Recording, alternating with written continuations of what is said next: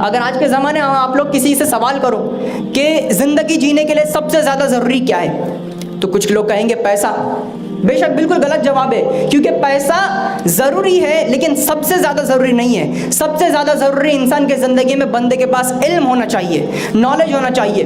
क्योंकि एक दफ़ा अगर पैसा इंसान की ज़िंदगी में आ जाता है और पूरी तरह से चला जाता है, हाथ का मैल होता है, आता है और पूरी तरह से चला जाएगा, लेकिन इल्म की वो ताकत होती है कि गया हुआ पैसा भी इंसान वापस ला सकता है। हर मुमकिन कोशिश में वो पैसा कमा सकता है अगर उसके पास इल्म हो। और जो लोग इल्म को डिग्री से कंपेयर करते हैं, आप सुनते होंगे कि टीवी न्यूज़ में आता है, हम लोग बड़ों से सुनते हैं, हमारे दोस्तों में सुनते हैं कि यंगस्टर्स को बहुत पढ़ाई करने के बाद, मुसलसल अपने ज़िंदगी में इल्म के पीछे लगाने के बाद उन्हें जॉब्स नहीं मिल रही, उन्हें कहीं पर काम नहीं मिल रहा, क्योंकि वो लोगों ने अपनी ज़िंदगी में किसी दूसरे के कहने पर अपनी ज़िंदगी लगा दी सिर्फ डिग्री हासिल करने में। उनका मोटिव, उनका मोटिवेशन, उनका इंटेंशन सिर्फ डिग्री था। Degree is just a piece of paper if you don't have knowledge behind it. अगर आपके पास उस डिग्री के पीछे का नॉलेज नहीं है, उस डिग्री के पीछे हम जितने भी साल मुसलसल पढ़ाई करते हैं, वो पढ़ाई का इल्म अगर हमारे दिमाग में नहीं है तो वो डिग्री किसी काम की नहीं। वरना आप देखो, एग्जाम्पल के लिए कोई एक बंदा 10-15 साल मैकेनिकल इंजीनियरिंग में अगर वो गुजारता है और एक डिग्री लेकर फिर वो जाता है दर दर कंपनियों में अपनी जॉब के लिए, कोई उसे कंपनी जॉब नहीं देती। क्यों? क्योंकि उसने सिर्फ डिग्री के पीछे अपनी मेहनत की, उसने स्किल के पीछे अपनी मेहनत नहीं की। जो डिग्री के पीछे वो पढ़ाई कर रहा था, उसने बस रट्टा मारा है, उसने बस लिखा हुआ चीज़ों को पढ़ा है, उसे समझा नहीं है, उसे अपनी चीज़ लाइफ में इंप्लीमेंट नहीं किया है। उसी जगह अगर कोई 10वीं या फिर 12वीं फेल अगर कोई लड़का गैरेज में अगर काम करने के लिए लगता है, 2-3 साल गैरेज में काम करने के बाद उसे एक्सपीरियंस आ जाता है और उस डिग्री वाले बंदे से ज़्यादा नॉलेज उसके पास आ जाता है। क्यों? क्योंकि उसने चीज़ों के पीछे काम करना शुरू किया, ना कि सिर्फ लिखी हुई और रटी हुई चीज़ों के पीछे वो लगने लगा। डिग्री इंसान की लाइफ में इंपॉर्टेंट है अगर आपको उसके पीछे का नॉलेज है, आपको उस चीज़ के पीछे का इल्म है। क्योंकि जो भी आप लोग अपनी लाइफ में ड्रीम्स देखते हो, चाहे जो भी ड्रीम हो, छोटा हो बड़ा हो, उस ड्रीम तक पहुंचने के लिए जो रास्ता है, उस रास्ते का नाम एजुकेशन है, उस रास्ते का नाम नॉलेज है, जो एक इंसान के पास होना चाहिए। इंसान जब रास्ते से चलता है तो दिखने में तो वो इंसान है, लेकिन अगर उसके इल्म से उसकी पहचान होने लग जाए तो लोग उसे एक अलग नज़रिए से देखते हैं। जो भी वो चाहता है अपनी लाइफ में, चाहे वो गाड़ी हो, घर हो, बंगला हो, इज्जत हो, दौलत हो, शोहरत हो, जिसके लिए लोग न जाने कितने गलत सलत काम कर बैठते हैं, कितने रॉन्ग पाथ वो लोग चूज कर लेते हैं, लेकिन जो सबसे आसान और इज्जतदार रास्ता है वो है इल्म का, वो लोग छोड़ देते हैं। हम सोचते हैं कि मुझे किसी तरह इज्जत मिल जाए, जिस भी महफिल में मैं जाऊँ लोग मेरी इज्जत करें, तो आप इज्जत के पीछे मत जाओ, आप उस इल्म के पीछे जाओ जो इल्म आपको इज्जत लेकर देगा। सिर्फ आपकी ही नहीं, जब लाइफ में इंसान किसी एक मुकाम तक पहुंच जाता है, किसी एक लेवल तक रीच हो जाता है, वो पहुंच जाता है किसी टॉप लेवल पर, तो वो बंदा जिन लोगों के साथ रहता है उन लोगों का भी नाम रोशन होता है। हम जिन दोस्तों के साथ रहते हैं, हम जिन लोगों के साथ रहते हैं, जो हमारे कलीग्स होते हैं, जो हमारे रिलेटिव्स होते हैं, जो हमारे पड़ोसी होती है, खासकर जो हमारे माँ बाप होते हैं, उनका नाम हम रोशन करते हैं इनडायरेक्टली। आप कहीं पर भी जाओ दुनिया में, ये कहो कि मैं अपने माँ बाप का फरमा बरदार हूँ, मैं आपका माँ बाप का फरमा बरदार हूँ, तो लोग उसे नज़रअंदाज कर देंगे। लेकिन अगर आप अपने काम से पहचाने जाओगे तो लोग होकर आपके माँ बाप के बारे में पूछेंगे कि ऐसे कौन से माँ बाप है जिन्होंने इतनी बेहतरीन परवरिश दी अपने बच्चे को। बच्चों के अंदर अपने माँ बाप के लिए जो रिस्पेक्ट है वो मुंह जुबानी नहीं होती, वो काम से पता चलती है। और जो भी हमें हमारी लाइफ में सबसे पहले करना है, जो भी चीज़ को हासिल करना है, अपने पेरेंट्स के लिए करना है। क्योंकि यंगस्टर्स हम बड़ा ये सोचते हैं कि हमारे पास ज़िंदगी में बहुत ज़्यादा टाइम है, अभी हमारी उम्र ही क्या है, 15 साल 16 साल, बहुत ज़िंदगी पड़ी है। यकीनन हमारे पास बहुत टाइम है, लेकिन जो हमारे पेरेंट्स हैं, जो हमारे माँ बाप हैं, उनके पास टाइम कम होते चला जा रहा है। और मैक्सिमम पेरेंट्स ऐसे हैं जो अपनी ज़िंदगी का वक्त इस बार काट रहे हैं। बस लोग इंसान ज़िंदगी जीते हैं, लेकिन माँ बाप वक्त काट रहे हैं ये देखने के लिए कि मैं मेरे बच्चे को किसी अच्छे ओहदे पर देखूं अपनी ज़िंदगी में, अपने बच्चे को कामयाब देखूं अपनी ज़िंदगी में। वो वक्त देखने के लिए, वो पल देखने के लिए अभी अपना वक्त वो काट रहे हैं। तो जितनी ज़रूरत हमें है हमारी कामयाबी की, उससे कई गुना ज़्यादा हमारे पेरेंट्स को है, हमारे माँ बाप को है।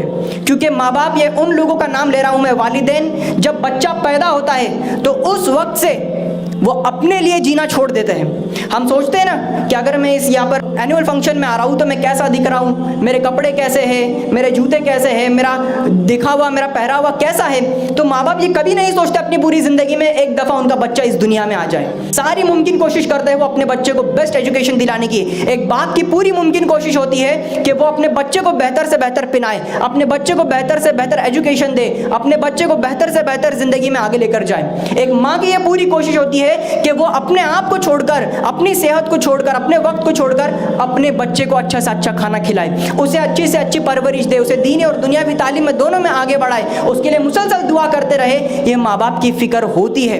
बहुत कम ऐसे पेरेंट्स होते हैं जो अपने बच्चे के टैलेंट को नहीं पहचानते, लेकिन ज़्यादातर पेरेंट्स अपने बच्चों को सिर्फ अच्छे मुकाम पर देखना चाहते हैं। तो आप लोग अपनी लाइफ में जितने भी सक्सेस चाहो या फिर जो भी ड्रीम्स अचीव करना चाहो, उसका रास्ता इल्म है। और एक दफ़ा बंदे के पास अगर इल्म आ जाए तो उसकी एक जिम्मेदारी बनती है, एक फ़र्ज़ बनता है। वो फ़र्ज़ ये होता है कि वो अपने उस इल्म को लोगों को बांटने में अपने आप को कंट्रीब्यूट कर दे।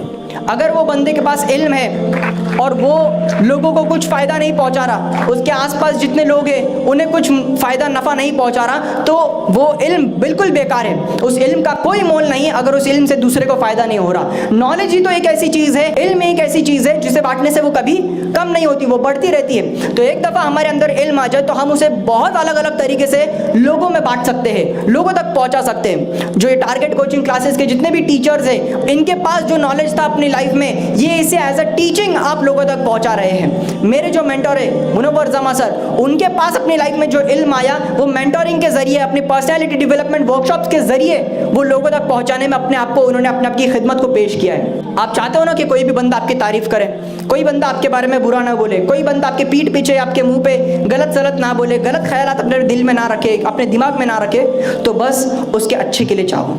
क्योंकि एक पेड़ की तारीफ तभी की जाती है जब वो किसी धूप में बंदे को छा देने का काम आए। एक पेड़ की तारीफ तभी की जाती है जब वो किसी भूखे को फल देकर उसका पेट भरने में काम आए। एक पेड़ की तारीफ तभी की जाती है जब वो किसी मरीज को दवाई बनकर उसके काम आए, वरना तो फिर वो बस एक लकड़ी का टुकड़ा है। एक पेड़ क्या है? एक लकड़ी का टुकड़ा है, लेकिन जब तक वो इंसान के ज़रूरत के काम नहीं आता तब तक हम पेड़ को बचाते नहीं हैं, तब तक हम पेड़ की रखवाली नहीं करते। उसी तरह इंसान के मुंह से अगर आप अपने लिए अच्छे अल्फाज सुनना चाहते हो, अगर अपनी अच्छी तारीफ सुनना चाहते हो, तो उसके लिए हेल्प करना शुरू करो, उसकी मदद करना शुरू करो, जो इल्म आपके पास है उसे बांटना शुरू करो। मैं ये नहीं कह रहा कि आप लोग किसी के लिए काम करो।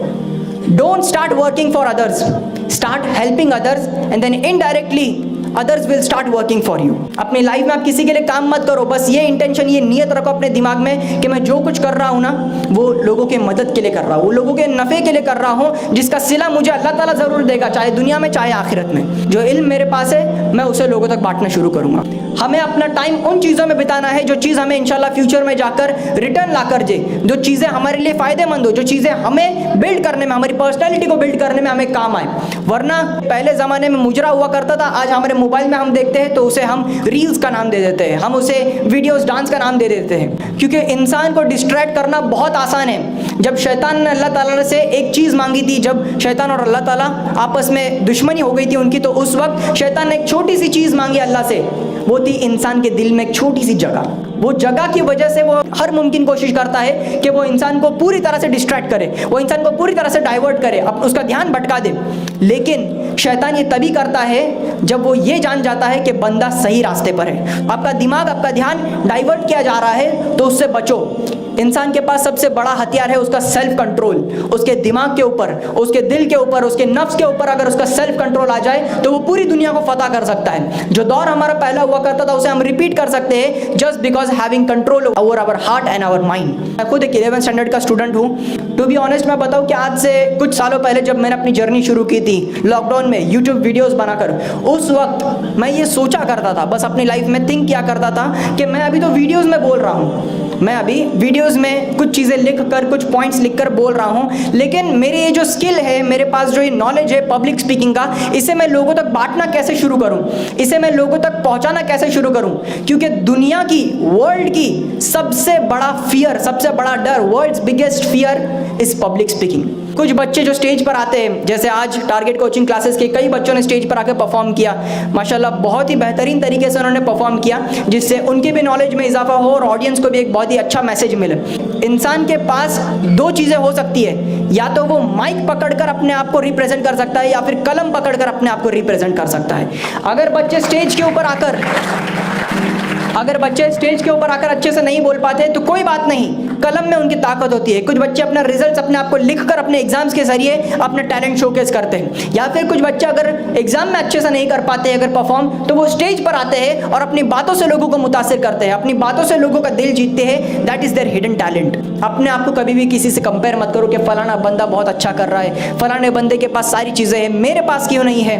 कई बच्चे यहाँ पर ऐसे हैं, कई स्टूडेंट्स यहाँ पर ऐसे हैं कि मेरे पास जो स्किल है वो उनके पास नहीं है और उनके पास जो स्किल है वो मेरे पास नहीं है। हर एक बंदे के पास अलग स्किल है, हर एक बंदे के पास अलग टैलेंट है। अगर वो उसके पीछे काम करना शुरू हो जाए, अगर वो उस चीज़ के पीछे मेहनत करना शुरू हो जाए, जितने जल्दी हो सके उतना अच्छा है। क्योंकि मैंने कहा कि हमारी कामयाबी की देर सबसे ज़्यादा हमारे पेरेंट्स को है, हमारे माँ बाप को है। जो कुछ करना है सबसे पहले उनके लिए करना है। आप सोचो अपनी लाइफ में अगर इसी तरह कोई भी एक मोटिवेशनल स्पीकर आपके सामने आ जाए, वर्ल्ड का बेस्ट मोटिवेशनल स्पीकर आ जाए और 10 घंटे आप लोगों के सामने आपको मोटिवेशन दे, कुछ फ़ायदा नहीं हो सकता। क्योंकि आवाज़ अंदर से आनी चाहिए। सेल्फ मोटिवेशन जब तक आपका अंदर से नहीं जागता, अगर जब तक आपको अंदर से रियलाइजेशन नहीं होता है कि मैं अपनी लाइफ में कुछ और करने के लिए बना हूं और मैं क्या कर रहा हूं अपनी लाइफ में, तब तक आप अपनी लाइफ में कुछ कर नहीं सकते। वरना मोटिवेशन तो सोडे की बोतल खोलने जैसा होता है, जैसे ही वो खोलते हैं तो छपाक से सारा फेस ऊपर आता है और फिर नीचे चला जाता है। जो सेल्फ रियलाइजेशन होता है, जो सेल्फ मोटिवेशन होता है, बंदे के अंदर से जो आवाज़ आती है, वो आवाज़ एक बार बंदे के अंदर आ जाए तो कभी आवाज़ बंद नहीं होती और उसका जलवा पूरी दुनिया देखती है इंशाल्लाह।